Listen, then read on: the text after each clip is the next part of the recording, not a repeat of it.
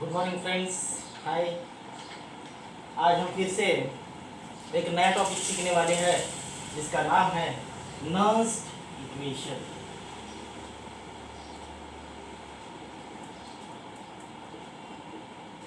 Nursed equation इसके बारे में आपने शायद 11th-12th क्लास में सुना ही होगा कि नर्स्ड है। आज हम इसके एप्लीकेशन देखेंगे कि नर्स्ड इक्वेशन क्या होता है। नर्स्ड इक्वेशन क्या होता है, उसमें कौन कौन सी टर्म्स इन्वॉल्व होती है, उसका मीनिंग हम देखेंगे। इसके बाद हम देखेंगे इसका यूज क्या है नर्स्ड इक्वेशन का, और इसको हम अप्लाई करेंगे नर्स्ड इक्वेशन को तो फाइंड आउट जो जो होगा। तो नर्स्ड इक्वेशन क्या है, इसका एप्लीकेशन बोलेंगे, अप्लाई करने से अच्छा एप्लीकेशन। ठीक है, तो चार बातें हम जस्ट 5 या 10 मिनट में पढ़ेंगे। Nursed equation E is equal to E naught minus 2.303 RT by NF log to the base 10 concentration of a product divided by concentration of reactant, concentration of product divided by reactant। ये होता है nursed equation. इसमें ये सब जो लिखे हैं मैंने वर्ड्स और जो सिंबल लिखे हैं, जो लेटर लिखे हैं, ये जो पूरा इक्वेशन लिखा है, इसके हर एक टर्म का मीनिंग क्या है ये हम देखेंगे। तो ये होता है इलेक्ट्रोड पोटेंशियल ऑपोजिट। क्या होता है? Electrode potential of a cell. E naught क्या होता है? तो ई नॉट होता है ई नॉट, तो इसको बोलेंगे standard electrode potential. Standard electrode potential होता है। आर क्या है? तो आर है gas constant whose value is 8.314 joule पर केल्विन पर मोल। ऐसी है गैस कांस्टेंट की वैल्यू होती है। टी माने की temperature which is measured in kelvin. बाद में N, it is the number of electron involved in a chemical reaction, number of electron involved in reaction। F, where F is a Faraday's constant, जिसकी value हमको पता है और वो कितनी है, तो 96,500 कूलम। हम ये E nought R T N F सबके मीनिंग हमको पता चल गए। ये जो बॉक्स होता है स्क्वायर ब्रैकेट, इसको हम कंसंट्रेशन बॉक्स बोलते हैं। इसमें लिखा हमने प्रोडक्ट और इसमें reactant. Concentration of product divide by concentration of reactant. ये हो गया नर्स्ड इक्वेशन पूरा। इसमें आई हुई टर्म्स हमने बताई, E nought R T N F.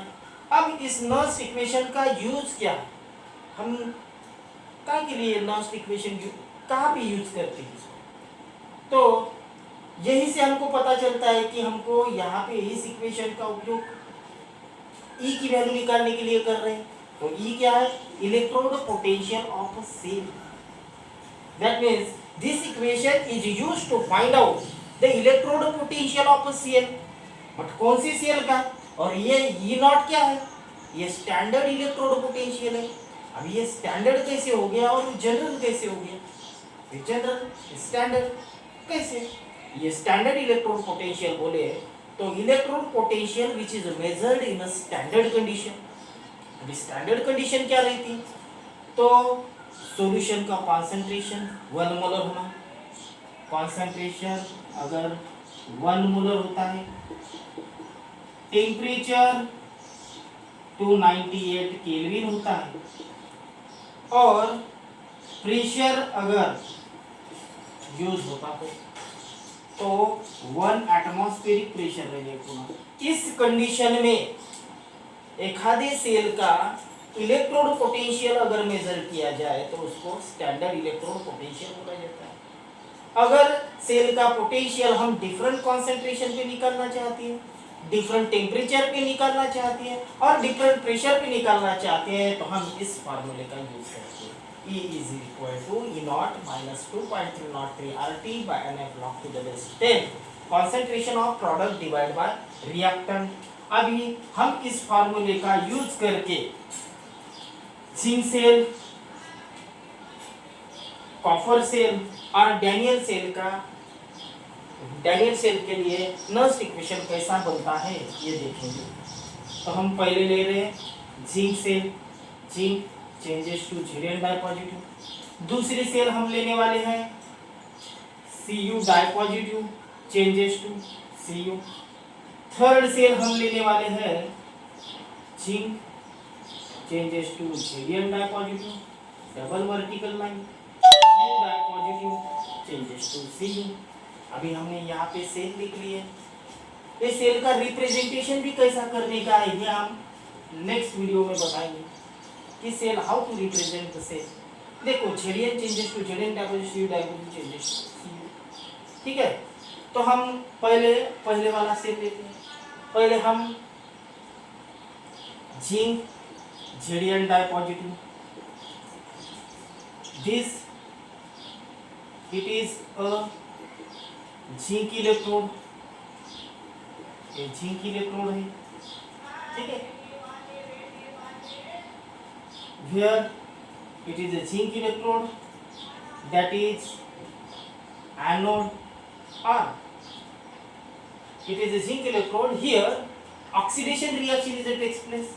Zinc changes to Zn di positive plus 2 electron, यानी कि यहाँ पे इलेक्ट्रॉन रिमूव हो रहा है।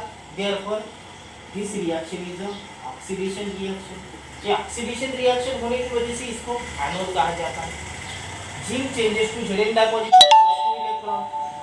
यहाँ पे कितने इलेक्ट्रॉन ट्रांसफर हुए एंड 2 इलेक्ट्रॉन हो गए। ठीक है, नंबर ऑफ इलेक्ट्रॉन ट्रांसफर 2। अब हम नस्ट इक्वेशन लिखते हैं। E is equal to E naught minus 2.303 RT by NF log to the base 10 concentration of product। अभी प्रोडक्ट कौन सा आएगा तो ये आएगा Zn डाई पॉजिटिव, तो यहाँ पे लिखेंगे Zn डाई पॉजिटिव। और रिएक्टेंट कौन सा आएगा तो जिंक, जिंक हो गया रिएक्टेंट, Zn डाई पॉजिटिव हो गया प्रोडक्ट। हमने सब नस्ट इक्वेशन में लिख लिया। फिर नंबर ऑफ इलेक्ट्रॉन ट्रांसफर हम इसको चेंज कर सकते हैं, n को 2 भी लिख सकते हैं। तो हमारे लिए अभी ये नस्ट इक्वेशन हो गया जिंक इलेक्ट्रॉन के लिए। E is equal to E naught minus 2.303 RT divided by twice F log to the base 10 Zn di positive divided by Zn। But we know that the activity of a pure metal, activity यानी concentration बोलेंगे हम, concentration of a pure metal is taken as a one unity, is taken as a unity।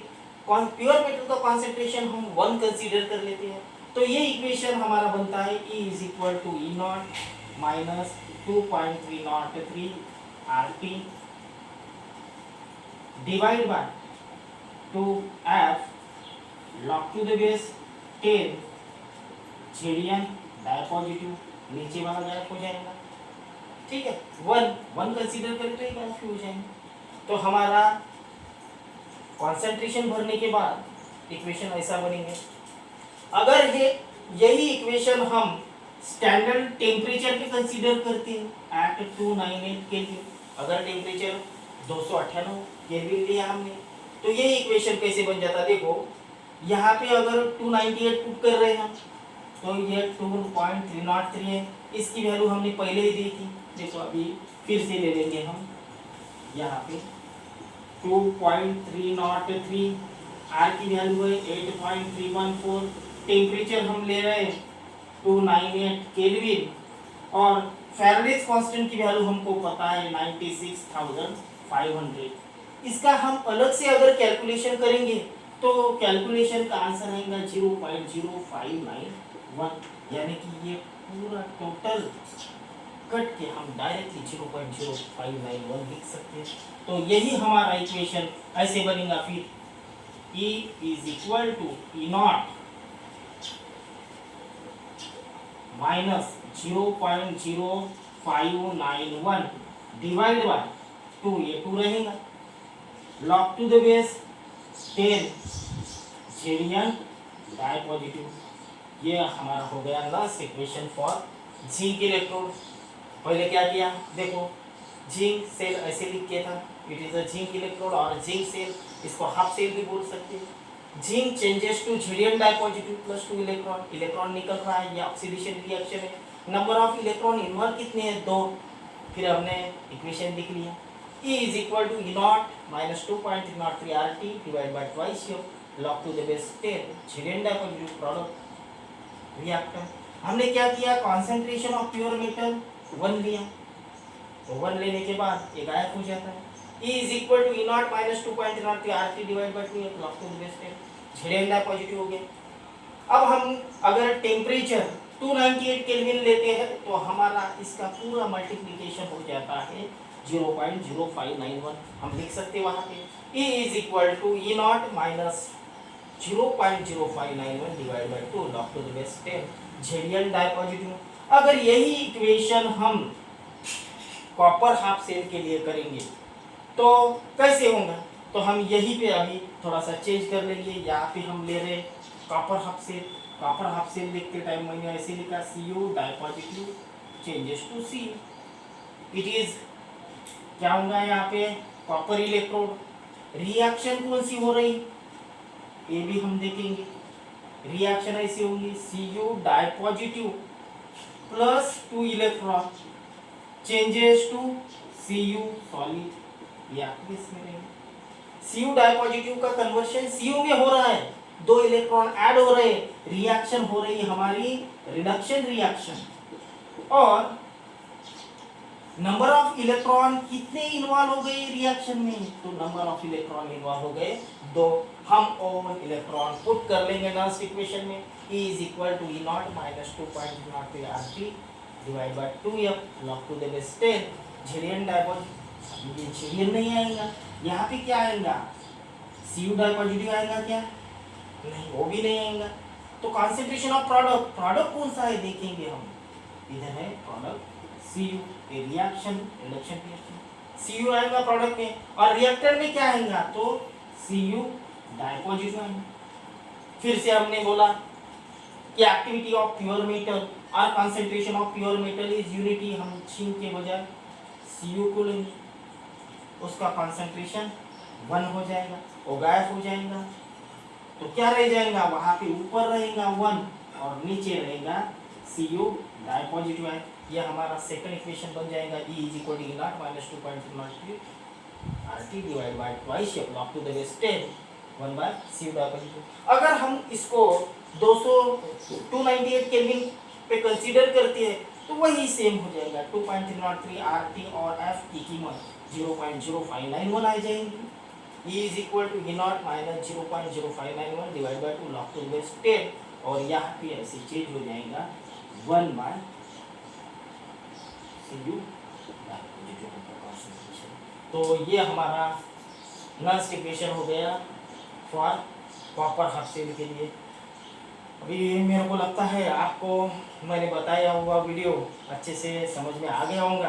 तो ये third cell का, Daniel cell का representation और इसको last equation कैसे अप्लाई किया जाता है हम नेक्स्ट वीडियो में देखेंगे। तब तक के लिए थैंक्स।